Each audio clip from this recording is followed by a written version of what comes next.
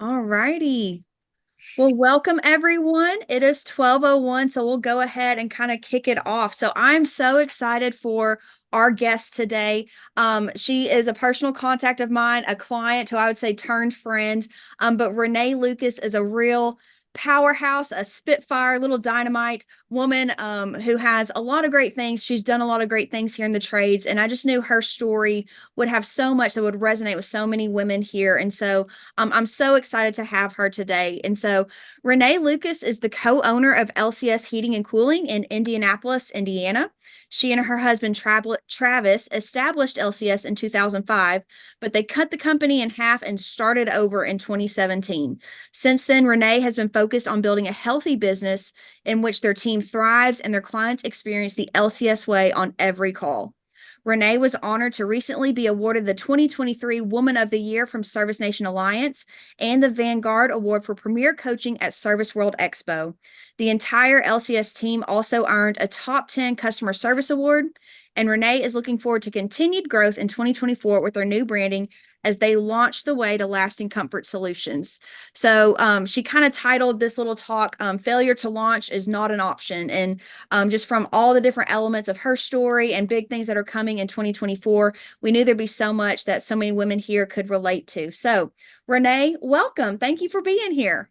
Thank you so much. I'm really excited to be here and to interact and meet all the ladies. And, it's funny because I really don't think our story is unique in some of the things that we go through and choices that we've made and working with your spouse. And so, yeah, just wanted to share that today and talk. And I definitely want this to be interactive. So as everybody has comments or questions, feel free to throw that in the chat box. And Emily, interrupt me at any time if we want to expand on something a little bit more. Absolutely. Okay. Well, guys, thanks so much again for having me on here. As Emily mentioned, we're getting ready to celebrate our 19th anniversary at the end of this month in just a couple of weeks. And, when people ask how old the business is, I'm like, do I say it's 19 or do I say it's 7? because for us, it's both.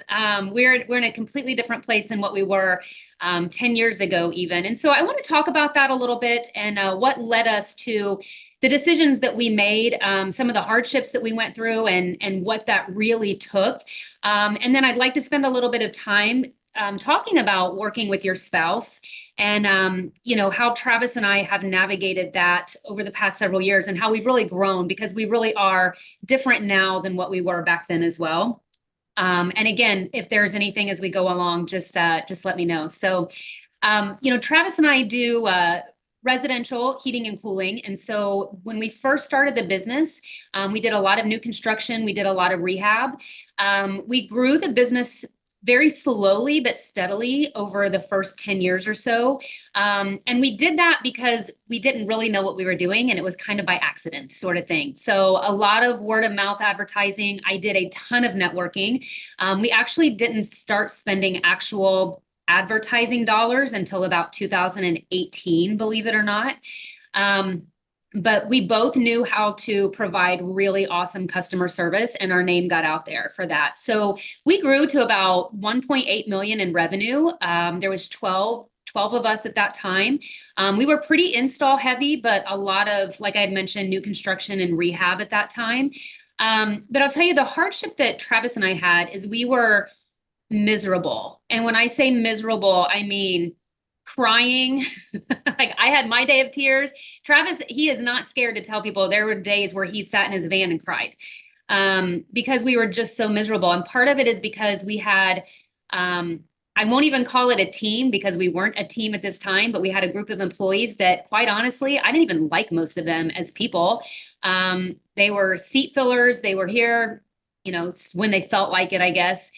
We had a lot of call-ins, we had a lot of gossip, we had a lot of attendance and attitude issues, and it really made us miserable. And so we got to a point where we decided that we were either going to figure out how to change this or we were done. I was literally ready to walk away. I was like, I can't do this another day. Travis and we were arguing a lot, not I wouldn't say it was arguing that like affected our marriage, but if that would have continued, could it have? Absolutely. But it was definitely affecting our mental well-being.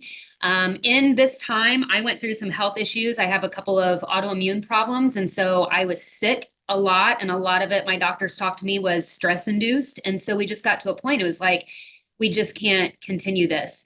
To give you my background, I do have a degree, but it's in music therapy. And so it has nothing to do with business. I took a couple of classes at a local college, like a couple of accounting classes, but I never got any sort of like certificate or degree or anything. And then Travis was a technician, and really he was an installer. And so I have a lot of gratitude to my dad, who taught us how to budget our money really well. And so because we could budget, we never had any cash flow issues. And because we never had any cash flow issues, we didn't realize how much we really sucked as business owners, to be quite honest with you. So, as we looked, I actually had a financial advisor in one of my networking groups, and I went to lunch with him one day, and I started crying, and it was embarrassing and all of the things. And so I started talking to him a little bit, and his dad had actually owned an HVAC business about, I don't know, 20 years prior. And he said, you need to get into a mixed group. I had no idea what that was, but it turns out a mixed group is part of ACCA, Air Conditioning Contractors of America. I'd never heard of that before. So I literally went home, I Googled it, I saw what it was, and we went to a conference that fall. First time we'd ever gone anywhere. We had no money to go. I put everything on credit cards. My husband was like, I can't be away from the business. We're going to figure it out. So we get there, and the night that we get there, one of our two lead installers called and quit. And not only did he just quit, he took a job with an investor that we were doing a lot of work for. As soon as we left, that investor called him and basically offered him what we were paying him plus a truck. And so it was the truck that like put him over the edge. And it's one of those, I went to the conference, mind you, we know nobody. And I go to this session on company culture, and I'm listening to it, and I'm a very, I on a disc profile, I'm a 99D, and there's not much S to balance that out. Okay. So we're in there, and I'm not proud of this, but this leads me to kind of our change. And at the end of it, I raised my hand, and I was like, I call bullshit on all this. And here's why, is because da da da da. And I just emotionally, like, I'm at rock bottom, word vomited all over everything. And I'll never forget this. The guy that was leading the session, super cool, super composed, handled it really well. The number of people that I had come up to me afterwards and show support and say, we've been there. I totally get it. Somebody gave me the book E-Myth. Somebody gave me the book Traction. People found Travis and was like, I think your wife's having a meltdown, but hey, I'm so-and-so, and we're here to help you. And, it was all from there. And then that next February, we joined Service Nation Alliance. I went to boot camp by myself in July. And with the support of all these other contractors, we started to learn. The importance of understanding your financials. We had no idea what the word or the acronym KPI meant. And so understanding KPIs in the business, starting to do some leadership training, really understanding company culture. I had always kind of rolled my eyes at like things like core values and things like that. And Travis, if I ever brought that up, he'd be like, why? I never had to do that at my old company where he worked before our business, So we never took any of that stuff seriously. And when we made that commitment to change, we started listening. And I'll say, I think the biggest,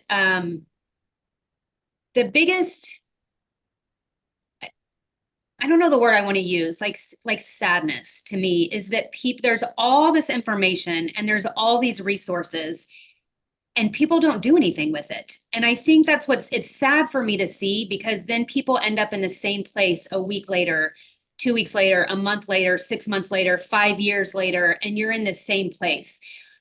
We started to realize, so as we started to make this transition, we started to realize even in our personal lives, a lot of the people that we hung out with were people who are in the same place from a year ago, 2 years ago, 5 years ago, complaining about the same things that they've always complained about. And we were there too. And so we made a commitment that we weren't going to do that anymore. And, through part of this process, we separated ourselves from, people, quite honestly, who were really good friends of ours at that time. And it was a really hard decision, but It's what we had to do to get ourselves in the right mental space to lead a company. Um, when we when we went back to LCS, we sat down individually with every single person and we set some new expectations, and our expectations were based on attendance and attitude. That was it, because that's all we had at that time. We didn't have core values, we didn't have all these things at that time. And I'll tell you, we went from 12 down to 4. And so there was a couple people that we ended up letting go right then. There was a couple people that quit. There was somebody that we gave 60 days to go find a new job. And then over the course of the next few months, there was a few more people that faded out. And then in that time, we started really looking at what are core values, like what's our purpose? Why are we here? Number one, what are our core values? What do we want? And that was really hard for us to answer. I don't know if you all have really spent time with that. I've seen so many people, they'll look at other companies' core values and they just pull some of them, right? Like, oh, that sounds like a really good core value. We'll do that one too. But it doesn't really mean anything to you. And so our core values were actually built out of what was making us so miserable that we're going to swear we're never going to go back to. And what does that look like going forward as we bring new people onto our team? Because remember, we're doing like 1.8 million in revenue and we now have 4 people. And so, Travis and I made a commitment. We were working a ton to do this, but there's no regrets at all. Like, it had to be done. So, going through there and rebuilding, I'll say today, our install manager was a hire from that time, and he's been with us now for 8 years. Gretchen in our office, she's our finance manager now. She's the only person that's still with us from all of that. One of our service technicians, we've got 2 of them actually, are coming up on 7 and 8 years. They are a product from that. And so the tenure that we have and the longevity is night and day different. And these people, like, I'll call our team, like, we truly are a team. We talk about our core values all the time. We'll have a chat that'll go out, and one of our core values is whatever it takes. So whatever it takes. And every one of our core values, there's a business side to it, a professional side, and a personal side. So for example, whatever it takes on a professional level is whatever it takes to get the job done right. On a personal level, whatever it takes to be there for my family, be there for my kids, make that soccer game at 6 o'clock, whatever that looks like, if that makes sense. So, I'd really encourage you to spend some time on that, because as fluffy as it seemed to me at one time, it really is the core of how we're built right now. And then really figuring out what your purpose is. We can say all day, like, oh, my purpose is to make everybody feel really good in their homes with air conditioning or whatever, you know what I mean? But I mean, what really drives you? What really drives your spouse or your business partner? That's really important to know too, because you guys can't work together on a vision or taking it somewhere if you have completely different purposes or you don't understand what drives each other. I'll say, as working with my spouse, I guess I always just assumed, like, he and I had been married. It'll be 23 years later this month. And so we've been together a long time before that. We've been married a long time. I thought I knew him inside and out. And I thought I knew what drives him. But really, when he thought about it, he told me it was a little bit different than what I thought. And so knowing that and asking the questions and understanding that makes a huge difference as you work together to build the company and the vision that you want. I'm going to back up here for just a minute. The one thing that I'm going to say about financials too, and this is what can be really scary if you don't truly understand your numbers.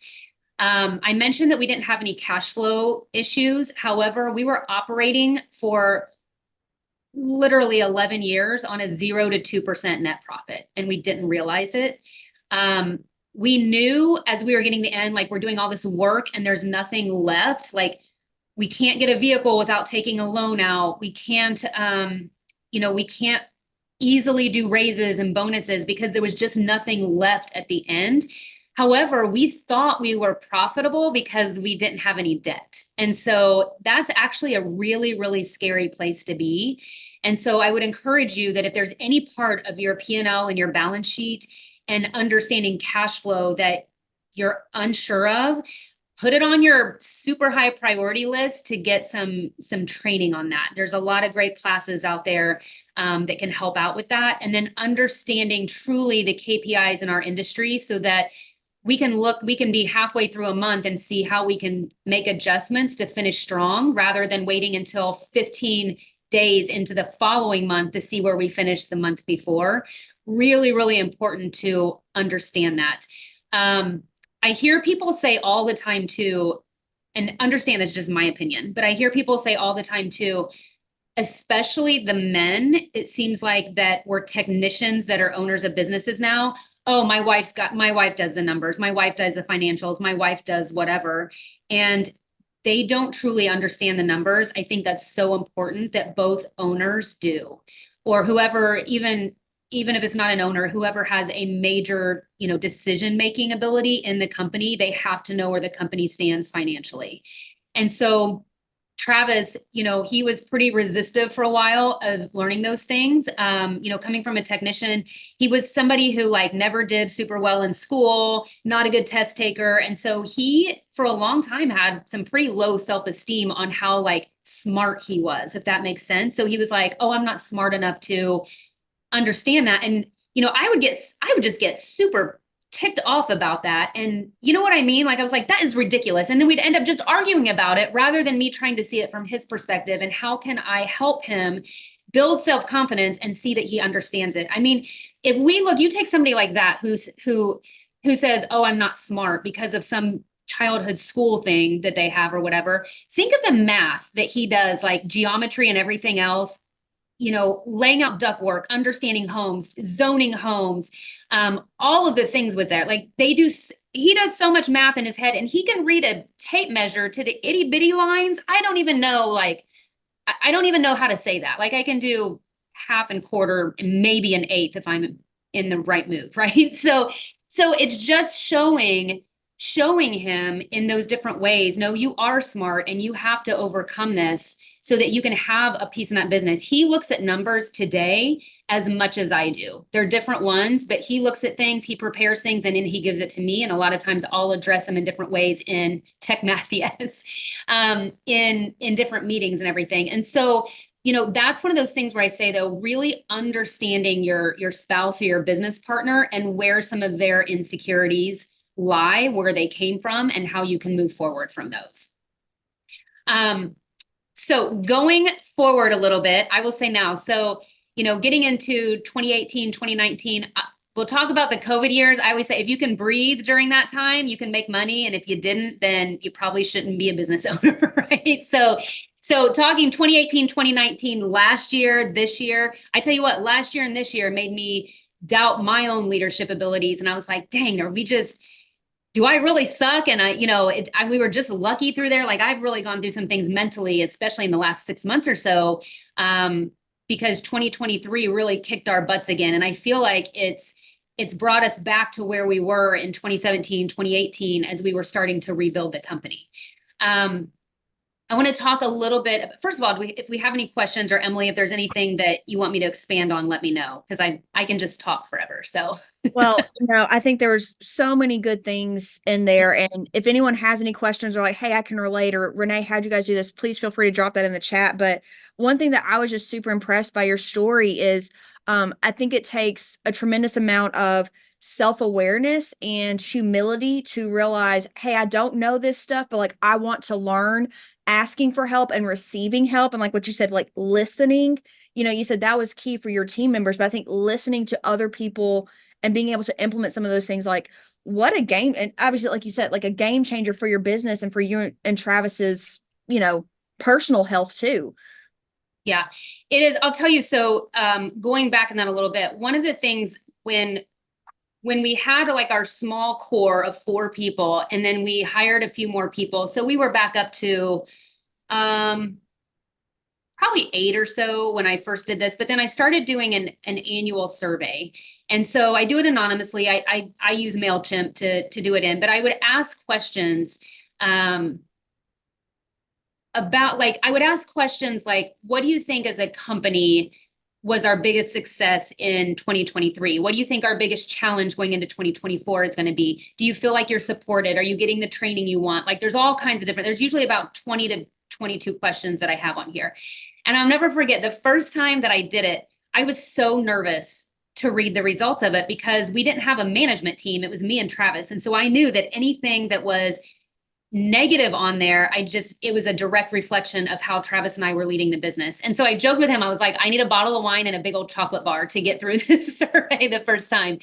But one of the things that was on there, and it was a little bit of a consistent response, is that our meetings at that time felt very negative and not productive. Well, guess who led all the meetings? I did, yes. And so it's one of those, I was like, oh my gosh, why? And so I gleaned from the surveys, why. So I'm a very driven person. I'm always looking like, how can we improve? How can we do better? How can we learn from that? How can we level up, right? And what I was doing unintentionally was I was focusing on all of the negative things and how we can improve those, but I wasn't acknowledging all of the great, amazing things that we were doing. And so they felt like it was just very negative, and then they started to dread coming to the meetings, right? So I really started to adapt, and I understood it's going to be really hard for me to not naturally want to focus on how to improve. And so then I started incorporating other people to lead portions of the meeting. Mm-hmm. And so, my husband is definitely more of a rah kind of person than what I am. And so he had a piece of it. Gretchen, everybody loves Gretchen, right? So she had a piece of it. We added a safety piece of it. And so as it's developed, I actually lead a really small portion of our meetings now. And there's other people that lead other parts, but I never would have recognized that had I not done this survey. And so we do these surveys, like I mentioned, every single year. Some of the questions are the same, some are different. We do have a management team in place now. And so there's questions now that relate to, like, do you feel like your manager supports you? How's the response time? All of those good things too. So I think sitting back and really saying, like, hey, I could be the problem, right? I could have blamed all of our issues on all of our sucky people that worked for us at that time, but that doesn't really get us anywhere, right? Because when it comes down to it, I'm the one that hired them. And so it's my fault for building that culture, which is what I unintentionally did. And so really looking back, and so that's what I would encourage you to, is whatever your struggles are in business or whatever you feel like your weakness is, start by looking in the mirror. Okay, because somehow, whether we've built it that way, we've allowed that to happen, we've taken our eyes off of it, we just truly haven't understood something. I was listening to a podcast this morning and they were talking about don't just put bodies in front of problems, because all of a sudden you're just overstaffed with the same problems, right? And so really looking at, how did I get here and what do I need to do to change it? And why do I want to change it? Right. So really looking at that, Travis and I started, when we went down to 4 and started rebuilding the company, he and I made a list of 2 different things. We made a list of everything that we really enjoyed doing in the business and what we did not enjoy doing in the business. And then we also made a list of what we knew we were good at and what we were not good at. And some things on those lists overlapped and some of them didn't. But that's what really helped us learn how to hire and understand what type of strengths and weaknesses we needed. I tend to hire now opposite strengths that I have, right? So I want to hire for what my weaknesses are, because otherwise I'm going to hit my ceiling. I'm only going to be able to go so far until I get people that can do more than what I can do, if that makes sense. No, that's great. Would you be willing to share that survey that you send out to your employees? Yeah, absolutely. So I can actually go into MailChimp. I don't know if I could get everybody's email addresses, because Or I if can you want to send it send out it of. to me, we can send it out in our recap to everyone. Oh, perfect. So, Yeah. um, So no, that's great. You talked a lot about, like, when you've rebuilt the company and you're dreaming it to, like, hey, it can be anything. What do we want it to be? And I think from that, you guys probably established the LCS way and, like, hey, this is how we're going to do it. Could you yeah. share with us some more about what the LCS way is? Yes. So in the book Traction, I don't know how many of you read Traction, but they talk about like your unique proposition, like what really makes you unique. And there was one particular exercise at the Service Nation Alliance boot camp that stuck out to me. And we all had this huge sheet of paper up on a wall, and we had to list everything that set us apart from our competitors. And so we go through, and I mean, there's these lists are long. You have a ton of things, right? So then time's up, you turn around, and then if anybody else in the room has that same thing on their list, you have to cross it off. Well, we got to the end, and I had zero things left. And so everything that I thought made us unique, I quickly saw this does not make us special at all, right? So then we started developing, well, then what is it that does? And so that's how we developed the LCS way. And so the way we advertise that and market that is you can only experience the LCS way with us. You can't experience it with any other company. So there are three parts to it. So number one is 7-star concierge level service. And so what we talk about is, Google reviews, for example, are so important. So many people rely on those, and people already expect 5 stars, right? They expect you to be 5 stars. Nobody's going to go and choose a company that's operating at 3 stars when you have 5-star companies out there. And so if we really want to elevate ourselves, we have to provide 7-star service. So what does that look like in the office? What does that look like from our installation team, sales team, service team, maintenance team? So we focus a lot on how we can deliver 7-star service. The second part of it is streamlined processes. And so for us, we talk about following our processes and following our systems. If we follow our processes, it's going to save everyone time. It's going to be more convenient. We're not going to have multiple trips back and forth. People are going to get home to their families sooner. We're going to get out of client homes quicker. And so it seems like that would not really affect our clients, but it does so much because, on our install team, you don't see installers having to break away from the job, run into the supply house. Nobody's running to Lowe's. Nobody's having to do that because our processes are so tight that we have what we have from when it sells until after warranties process everything. It is a really tight process in there. And so with those streamlined processes, we make sure that we are saving our clients money and time.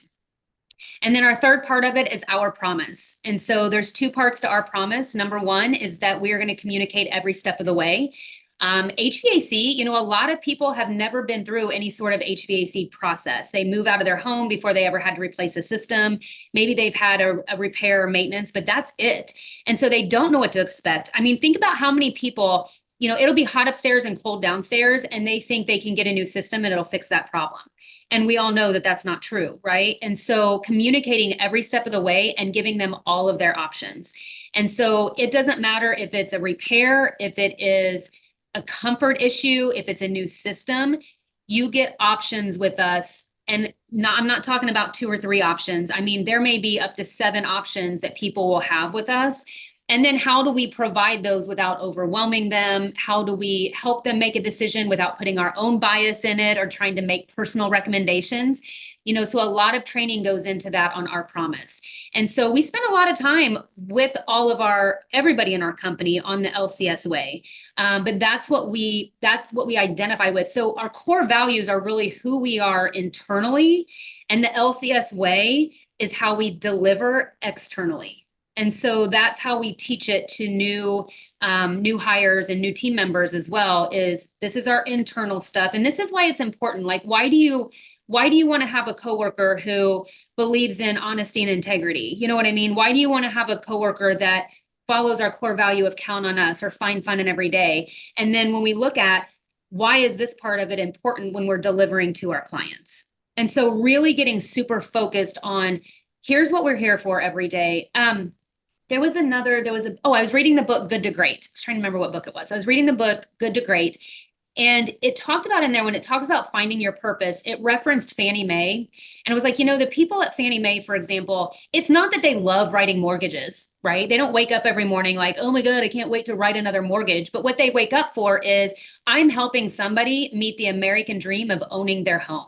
Right? I'm helping somebody buy their first home. And so when you really look at purpose like that, and then what is it for us? And we're in a time too, working from home and not working on weekends and everything else. There's been such a push in society for that. So how do we still make it attractive to be on call, to pick up, a Saturday when it's 95 degrees outside, to be in an attic, to be in a crawl space? That's really unattractive to a lot of people. And so the way that you're going to find those good hires is to focus on purpose, goals. How can this trade help you meet your goal of X, Y, or Z that's completely unrelated to the trade, right? Because it absolutely can. But a lot of people can't get there on their own. So as a leader, how are you going to help them identify that and get there? Wow, that's so phenomenal. You're 100% right.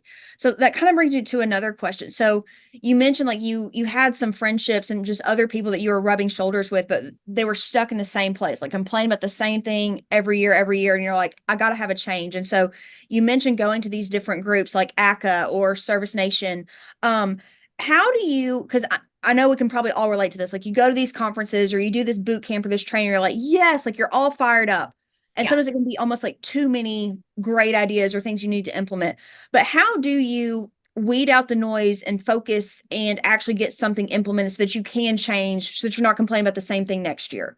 Yeah, absolutely. So the biggest thing when you're that I do when you're coming away from that is I pick one. Like I pick one thing, and it seems like everything's important and everything needs addressed right now, but you can't. And so not only do I pick one thing, but I generally give myself, depending on what it is, 6 months to a year to implement. And so, for example, I'll take we use Service Titan, and there's a lot of features that for a long time, we've been on Service Titan since 2016, and we've really started using like a lot of the features just in the past few years compared to what we were literally using it as like a dispatch board for the first however many years, right? And so, take truck replenishment, for example. When we implemented truck replenishment, we gave ourselves a year because we put the steps into place. Okay, first of all, one person has to learn it. So they have to go through all the academy stuff. We have to get it set up properly. And then they have to be able to teach it. And then we have to be able to implement it. And so something like that, I'll give myself a very realistic timeline of 1 year. Now, there are other things.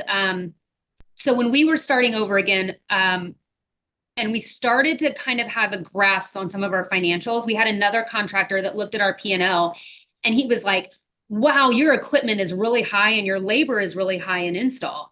And so we looked at our equipment. We were like, how do you know? Well, because we didn't know KPIs then, right? So we went back to our distributor at that time. And within 2 weeks, we had a 40% price reduction. Okay. Wow. Yeah. And so we left them. They presented it to us as like, oh my gosh, look at what we did to you. And we were like, oh my gosh, you've been raping us for the past however many years. But again, it's like we allowed it to happen. And so we could play the blame game all day long, but in essence, it's our fault. We never sat down with our TM. We didn't know about any other programs to ask about them. We didn't do any sort of price checks on it. We didn't, part of it was we didn't know, but part of it is we were just making excuse. We didn't have time, whatever. And so really starting to own some of that. And then looking at the install labor side, our labor was sitting at between 14 and 16%. And so, we know it should be between 6 and 8%. And so what do we do to get that labor down? We had no process in place at all. Like they'd come in the morning, people would be running supply house first, they'd be picking up equipment. So then we started looking at, okay, what would delivery look like? We did pre-pack boxes. So we have the whole pre-pack build out that we learned from another contractor. Excuse me. Travis had, excuse me, 1 minute. Yeah, you're all good. Travis had, the price book was literally in his head, and everything from jobs was in his head. And so he did all of our sales at that time. And so part of the disaster that we had was it all lived in his head. So we developed checklists then, so that we developed a sales checklist. We developed an install checklist. And so we got the price book out of his head and into Service Titan. And, there are things too, and this kind of comes back to you and your spouse working together. There were things like take mini splits, for example. He was like, oh, I can't build mini split pricing. There's too many variables. And so, he wouldn't do it. And several years went by, and finally it was like, unless you want to be the person that has to run every mini split call, unless you want to never take a vacation because we don't have anybody to cover it, you have to get this down. And so it's helping him understand, of course, there's going to be variables. Of course, there's going to be things that are going to be different from one house to the next, but we can get a general outline with some guidelines and some boundaries. And he did. And now today, oh my gosh, you say something that needs like about a pricing question. If he's asked a pricing question within 3 days, it's in the price book. And so it's just a very different mentality. But I mean, that took a couple of years for him to really work through and get that. So Emily, kind of going back to your thing too, is set realistic timelines for yourself.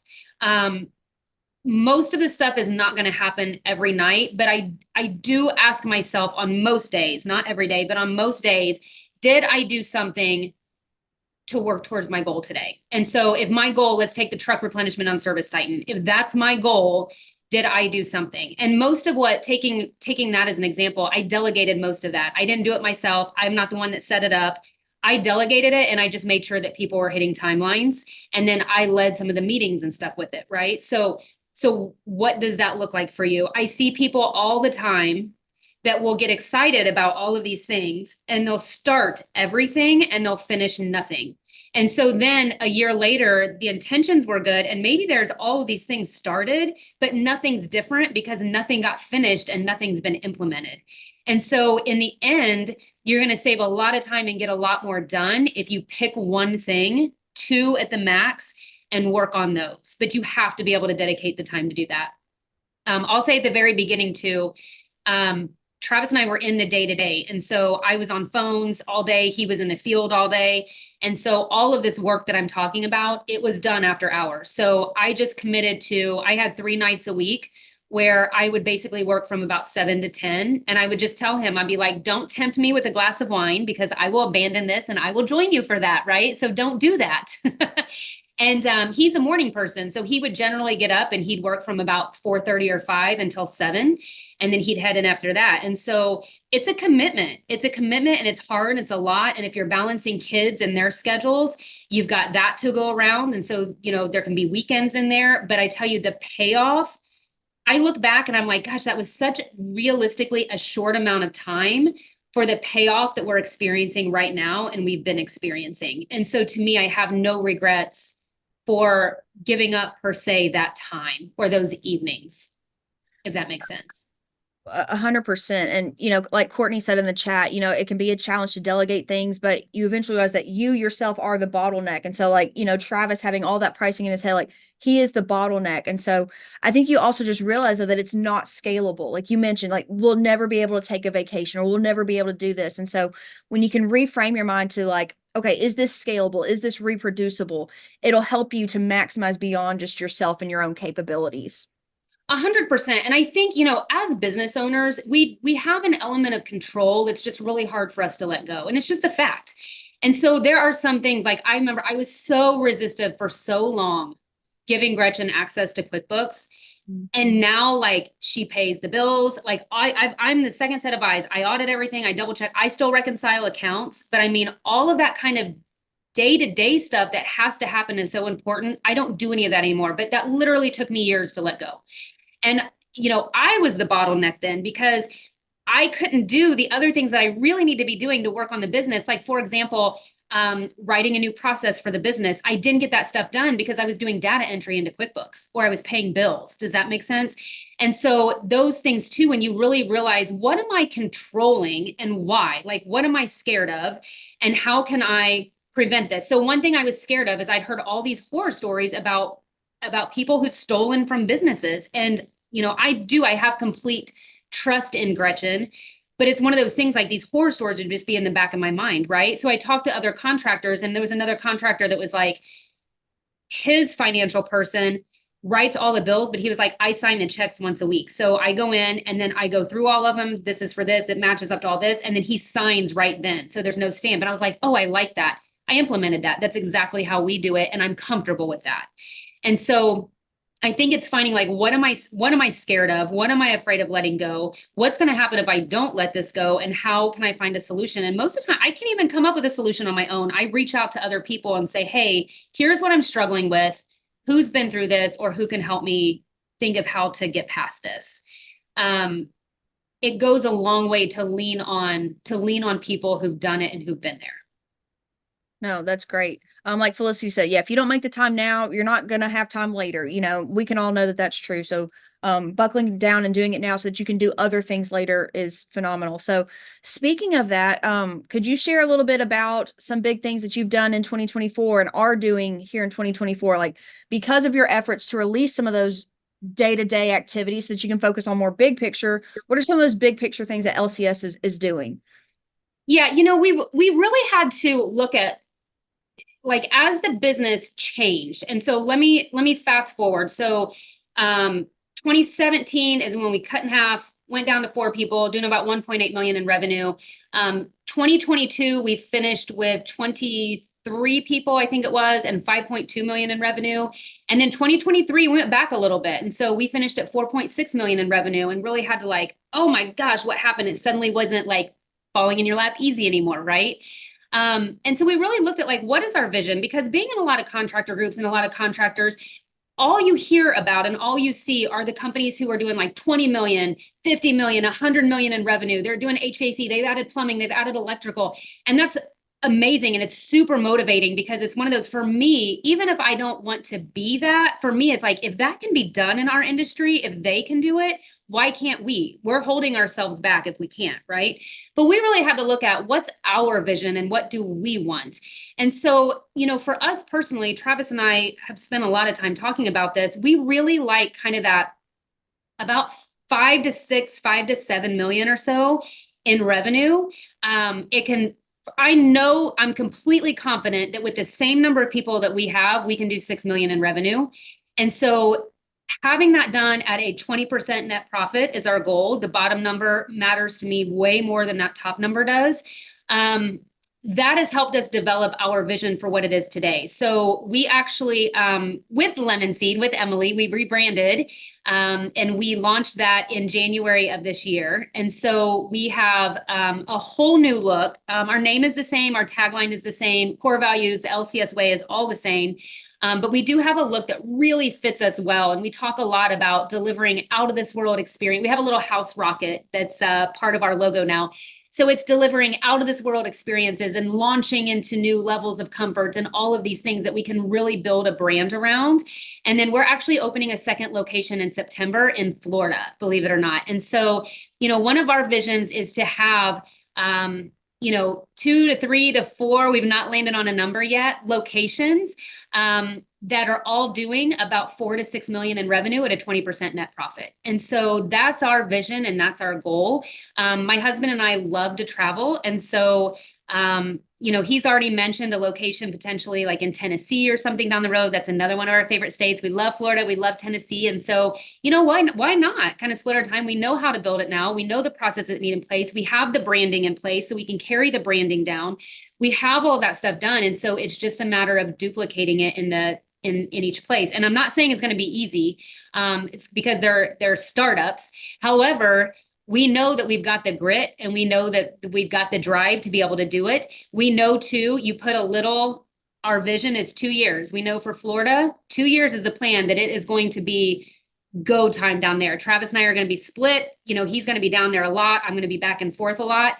But 2 years is a very short-term vision for me compared to what the results from that will be, if that makes sense. So, I think it's okay to remember too that your vision and your goals and what you define as success can be different than anybody else. And so it doesn't have to be $20 million in revenue. It doesn't have to be 15 locations. It can be whatever you want it to be. But the biggest thing is defining it and then taking those steps to work towards that. The one thing I'll say, I'm going to come back around to kind of working with your spouse and some things that Travis and I have discovered about each other too. So Travis is a very high undiagnosed ADHD person, right? So he's just a squirrel or Tasmanian devil. His brain, I think, has tornadoes in it all the time. And when we would sit down to work together, we never got very far at all because he can't sit for very long. I felt like he was like on his phone. He was distracted. I'm like, you're not even listening. And then I'd ask for something and he'd be like, I don't know. And I'm like, can you have an opinion? And we would just argue about stuff, right? And he gets really passionate, so his voice would elevate, and I was like, "Why are you yelling at me?" And all the other things. Well, we finally discovered, when we really sat down and looked at it, like Travis works best, for example, in like 30-minute increments. If you go over about 30 minutes, you're going to lose him a little bit. And so everything that we do together now is in 30-minute increments. And I also know that he needs time to process things. And so if I want to share an idea, or if I want to implement something new, I know that I need to introduce it to him. And he's a big data person. Like, give me the data. Why? Like, why would we be doing this? What is this going to look like? And so I have all my ducks in a row that I lay it out. And then I know he needs a little bit of time. He's got to process it. I can't expect a decision right then. And I can't get mad at him for not having a decision right then. He's different than I am. He knows for me that calling me on the phone and just starting to talk about something like you're interrupting what I'm working on, right? Can we schedule an appointment for this? And so, learning, hey, this is how I best respond. I'm immediately going to get frustrated if I get a phone call to try to brainstorm something and I'm focused on something else. I don't respond very well to that. And so he's learned that about me, and we really work hard. The other thing too is if we have a day to where, say I'm just frustrated and I need to vent, Travis is not always my person to do that, because Travis can kind of go down a black hole with it, right? And I'm not always the person for him because I want to fix it. And really, he doesn't need a fixer. He just needs somebody to vent to, right? And I don't need him to get depressed about something because it's really not that big of a deal. I'm just pissed off in the moment. And so I think it's too is like really learning, is your spouse or is your business partner that person for things like a vent session or something like that? They may be, but they may not be too. And so if there is something like for Travis, for example, I'll be like, "Hey, I'm going to vent about something, but please don't go down a black hole about it." He'll be like, "Okay." And then I know that I'm okay to go on, but I have to do that sort of thing. Or he'll say to me, he'll be like, "Hey, like I want to talk to you about this, but I don't need you to like say anything." And I'm like, "Okay." So I'll just sit there and listen. But it's taken us a long time to really get there with each other. Yeah. And I know you're a big proponent of like the disc profile, like Yes. understanding each other's natural personalities and like what makes them work and what makes them tick. I think it all just goes back to that self-realization and self-reflection. Yeah. Like in the chat, Tersh said that being diagnosed with ADD and other mental differences as an adult is what rocketed his success. So I think probably also that same self-awareness, and being able to harness that as good and not a defect. And Felicity said she can share the same thing as well. So, man, so much good stuff here, Renee. I've been asking lots of questions, but I want to leave it open to anyone else who has maybe a question or something they can relate to Renee. This is, a contractor that's here doing the exact same things that we're all doing here. It's not a vendor who's theoretically suggesting all these things or whatever. Renee is here doing it and stuff. So want to open this up for anyone else to ask any questions. As there's questions coming in, I'll say with Church, I would completely agree with that. Is as we've really learned like Travis, because Travis is a doer, right? Like he's a doer, he's a builder. When he gets focused on something, man, he knocks it out in the park. Our install process, like our install labor rate, I mentioned before, it was like 14% roughly. It's consistently 6 to 7% now. He built that whole process. I had nothing to do with that, nothing. And it's like you harness that and you figure out where to put that energy, because it is so much energy, right? And you figure out where to put it and what drives you. So for Travis, he's very competitive. And so it was the numbers like 14%. Okay, how do I get it to 13? How do I get it to 12? He looked at another contractors and theirs was sitting at 8. So he's like, how do I get it to 7? It was a competitive drive. And so being able to identify that and know that about yourself, I completely agree. Like you'll do amazing things. That's great. Felicity asked, how have you accounted for / built into your company culture via policy things like harnessing each other, harnessing each team member, their gifting, their ADHD, et cetera? How have you made some accommodations? Oh, that's a really good question. We talk a lot about strengths and weaknesses in our team meetings and things like that, and how we build upon those. And so we do a lot of experience sharing. I'll never forget, we had one thing that Travis shares a lot with our team is he went to a client's house, one or potential client, didn't end up being a client, for a sales call, new quote, and we didn't get the job. And she gave us some feedback later. And the reason that we didn't get the job was because she felt like he was in a hurry and he didn't have time for her. And really, he wasn't. It's just he's a go, go, go, go, go person. So he moves around really fast. And to her, it felt like he was in and out, right?